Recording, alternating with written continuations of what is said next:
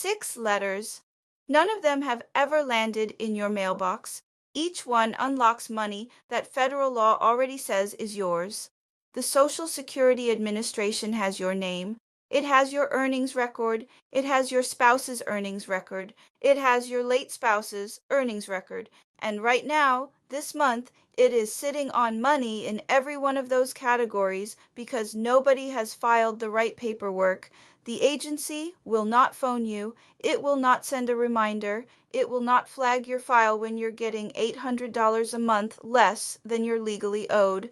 It only acts on what you submit. Everything else just sits there. Here are the 6 numbers I want you to remember. 3.1 million Americans started getting an average of $360 more per month in 2025. Most had to ask for it. Some still haven't. One widow was living on $1,040 a month when the law actually entitled her to $2,610. She got the wrong amount for 3 years. $47,000 gone for good. One retiree living on $1,400 a month qualified to have her state pay her $202.90 Medicare premium every month and has been paying it out of her own pocket for years, one form each. Nothing mailed, nothing explained, nothing automatic. Stick with me to the end. The last section covers the tightest deadline and the biggest permanent loss. Don't skip ahead. The math in between is what makes that final number make sense. Let's start with the one tied to a law that changed and that millions of Americans still haven't fully cashed in on. In January 2025, a new law took effect that raised Social Security payments for more than 3 million Americans. It's called the Social Security Fairness Act, signed January 5th, 2025. And it did something the program had never done before. It wiped out 2 rules that had been cutting Social Security checks for public sector workers since 1977 and 1983. Here's what those rules did. If you worked a government job that didn't pay into Social Security, teaching, firefighting, policing, federal civil service, 2 separate provisions shrank your Social Security benefit, sometimes down to nothing. The windfall elimination provision arrived in 1983. The government pension offset arrived in 1977. Together, they told millions of public servants, because you have a pension, your Social Security gets cut or erased. For decades, retired teachers watched their checks come in smaller than anyone else's with identical work histories. Firefighters' widows saw survivor benefits slashed by 2/3 because of a pension their husbands had earned. Federal workers who'd paid into Social Security through a second job got almost nothing back for it. The Fairness Act repealed both rules for good, retroactive to January 2024. The Social Security Administration has issued over 3.1 million retroactive payments totaling roughly $17 billion, averaging $360 more per month per person. Some got over $1,000 more. Here's the part that matters for you right now. Most affected people have already been adjusted, but not everyone. There's a group this law touches who may never have applied for Social Security at all, because under the old rules, it looked like it wasn't worth it. That math has changed. Do this today. Open ssa.gov, sign into your account, check your current monthly benefit under Benefits and Payments, and write it down. Then call the Social Security Administration at 1-800-772-1213 and say, "I'm calling to confirm whether my benefit was recalculated under the Social Security Fairness Act and whether I'm owed a retroactive payment back to January 2024. Get the representative's name and the date. If you're the surviving spouse of someone who had a government pension, this repeal affects your survivor benefit too. Keep that in mind because survivor benefits are where the real money is and where the biggest mistakes happen. When a spouse dies, Social Security does not automatically switch you to the larger of the 2 benefits. It doesn't send a letter laying out your options. It doesn't run both numbers and ask which one you want. It just keeps paying whatever you originally filed for, your own retirement benefit, and holds everything else until you file a separate application. That form is the SSA 10, the application for widows or widowers benefits. Under federal law, a surviving spouse can receive up to 100% of the deceased spouse's Social Security benefit, the full amount, not split, not reduced, but claiming it requires a written application. Filing for your own retirement doesn't trigger it. Your spouse's death doesn't trigger it. Reporting the death over the phone doesn't trigger it. Only the SSA 10 does. Consider a woman I'll call Diane, 69, a retired librarian from Tennessee. She filed for her own Social Security at 64 at $1,040 a month. Her husband passed away in 2022 after 4 decades of marriage. His benefit at the time was $2,610 a month. When she called to report his death, the representative confirmed it, stopped his payments, issued the standard one-time $255 death benefit, and never mentioned that she could file an SSA 10 and receive his $2,610 instead of her own $1,040. That's a $1,570 monthly gap. She kept receiving $1,040 for 2.5 years before a benefits counselor caught it. By then, $47,100 had vanished, not recoverable, not appealable. Here's why. Survivor benefits can only be paid retroactively for 6 months. Every month an SSA 10 sits unfiled is a month of survivor benefit that's gone forever. No official can override that. No appeal restores it. That 6-month cap has been law for decades. From an era when most widows remarried within a few years, the survivor benefit was designed as short-term bridge income, not decades of retirement support. Today, the average widow is 59 when her husband dies and can expect 20+ more years of life. Congress has never updated the window, and the SSA has no requirement to proactively tell widows the SSA 10 exists. Run the numbers on Diane's case. A $1,570 monthly shortfall over 20 years of retirement adds up to roughly $376,800 in lost lifetime income. Money that was already authorized under her husband's Social Security number, unlocked by one 30-minute form. If you're widowed and currently collecting, pull up your benefit statement or log into your SSA.gov account and check your benefit type. If it shows a retirement benefit only and your late spouse's benefit was higher than yours, call 1-800-772-1213 and say, "I'm widowed and I'd like a written comparison of my current retirement benefit versus the survivor benefit I'd qualify for under my late spouse's record, and I want to ask about filing an SSA 10. Ask for both numbers calculated on the call and note the representative's name and the date.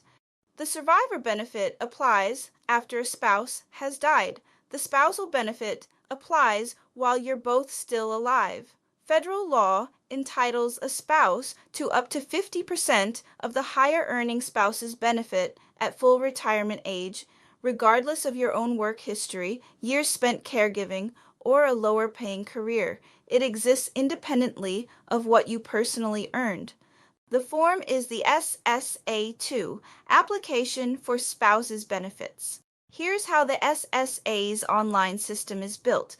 If you apply for retirement through SSA.gov, it calculates a benefit based purely on your own earnings record.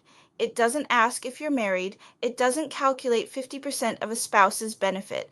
It processes exactly what you filed and stops. That's not a bug. It's how the system works. And it means anyone who filed online for their own retirement may never have had the spousal calculation run at all. Take a woman who spent 18 years as a home health aide and 12 more as a part-time bookkeeper. Her own benefit at full retirement age comes to $890 a month. Her husband, a civil engineer for 39 years, gets $3,200 a month. Half of that is $1,600. Her spousal benefit under the SSA too. She's been getting $890 because the SSA2 was never filed and nobody raised it. One more thing most people don't know. If you were married at least 10 years and are now divorced, you're still entitled to a spousal benefit on your ex-spouse's record as long as you're currently unmarried and your ex is at least 62Y, no cooperation or permission from them required, and they're never notified that you filed. Call 1-800-772-1213 and ask them to calculate what you'd get under an SSA2 based on your current or former spouse's record. Have their Social Security number ready or the date and state of the marriage if divorced. The calculation is free. Every month, Medicare deducts $202.90 from your Social Security deposit for Part B coverage. Most people just accept it as the price of Medicare, but if your income falls under certain limits, your state is required by law to pay that premium for you, not discount it, cover it entirely. These are called Medicare Savings Programs, and they exist in every state. Most eligible seniors have never applied.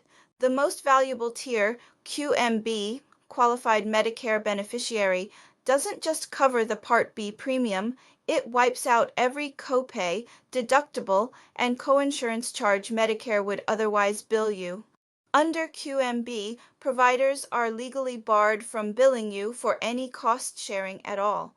Added up, the Part B premium alone is $202.90 a month, or $2,434.80 a year. A typical Medicare user also pays somewhere between $800 and $1,500 a year in copays and coinsurance, and the Part A hospital deductible is $1,736 per benefit period.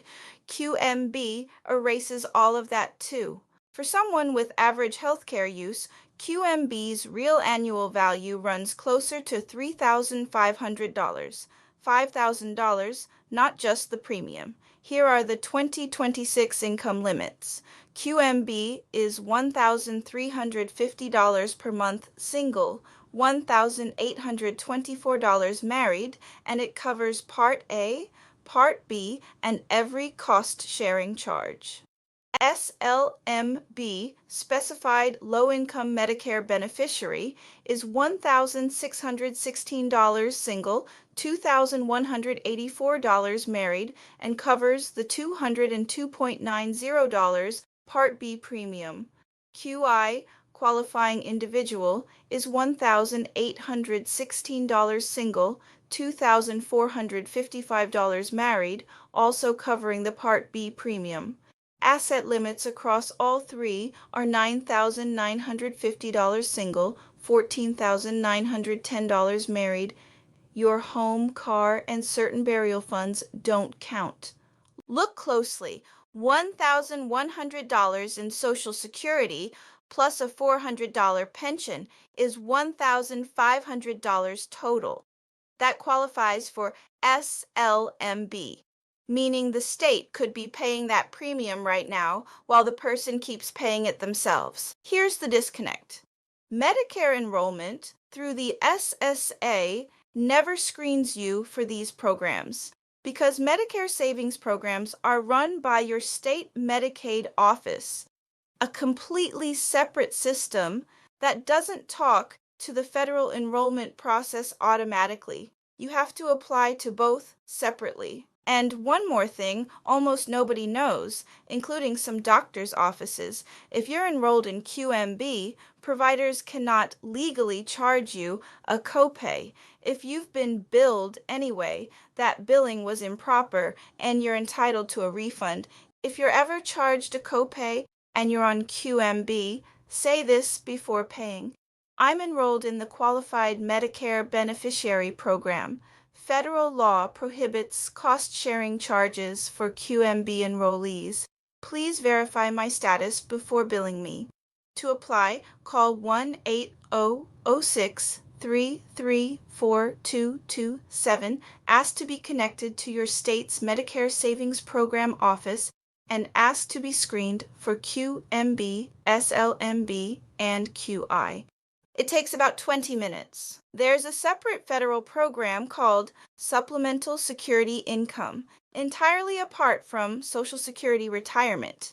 Its own application, its own income and asset tests. You can receive SSI and Social Security retirement at the same time. The form is the SSA-8000-BK. In 2026, the maximum federal SSI payment is $994 a month for an individual and $1,491 for a couple. The income cutoff is roughly $2,073 a month for an individual, and the asset limit is $2,000 single, $3,000 married, your home, and one vehicle don't count. When someone applies for Social Security retirement, the intake process doesn't automatically check SSI eligibility. It's a separate program, and it only comes up if you ask. If your retirement benefit is low, under roughly $900, $1,000 a month, and your savings are limited, SSI could be a second monthly payment you've qualified for since day one and never been told about. Call 1-800-772-1213 and say, I'd like to find out if I qualify for supplemental security income and I want to file an SSA 8000. SSI only pays from the month you apply forward. There's no retroactive payment at all, so every month you wait costs you that month's payment permanently. This next part only applies if you filed for Social Security within the last 12 months. If that's you, this may be the most time-sensitive thing in this whole video. Federal rules let you withdraw your Social Security application and refile later, but only within 12 months of your original filing date. After that, the option disappears for good. The form is the SSA 521, Request for Withdrawal of Application. For every year past full retirement age you wait to claim, up to age 70, your benefit grows by about 8%. The gap between claiming at 62 versus 70 can be more than 25.30% of your monthly benefit for life. If you claimed early and are now having second thoughts and it's been less than 12 months, the SSA 521 window might still be open. You repay what you've received and your benefit resets at the higher rate. Call 1-800-772-1213 this week and ask directly, is Form SSA 521 still available for my account and what's my deadline? It's a one-time right, and once it closes, it's closed permanently. The Social Security Administration runs quietly. It processes what you file and holds everything else. It won't tell you that you're missing $1,570 a month. It won't send a form your state is ready to cover your Medicare premium with. It won't flag your account 3 weeks before your withdrawal window shuts. It just runs and waits. Here are your 6 moves in order. 1. If you or your spouse worked a government job, log into ssa.gov and check whether your benefit was recalculated under the Fairness Act back to January 2024. If not, call 1-800-772-1213 this week.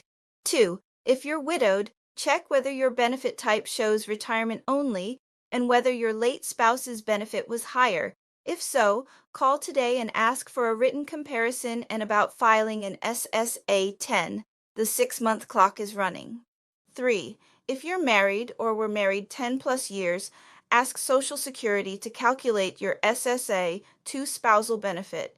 If you applied online, it may never have been run. 4. Check your monthly deposit for the Part B deduction. If your income is under about $1,816 single, call your state Medicaid office this week about a Medicare savings program.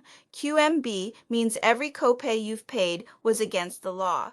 5. If your retirement benefit is under about $1,000 a month and your savings are limited, call and ask about SSI and the SSA-8000 DAOs. There's no retroactive window, so apply now. 6. If you filed for Social Security in the last 12 months, call and ask whether the SSA-521 withdrawal option is still open for you. 6 forms: SSA 10, SSA 2, SSA 521, SSA 8000, your state's Medicare Savings Program application, and a call to check your Fairness Act recalculation.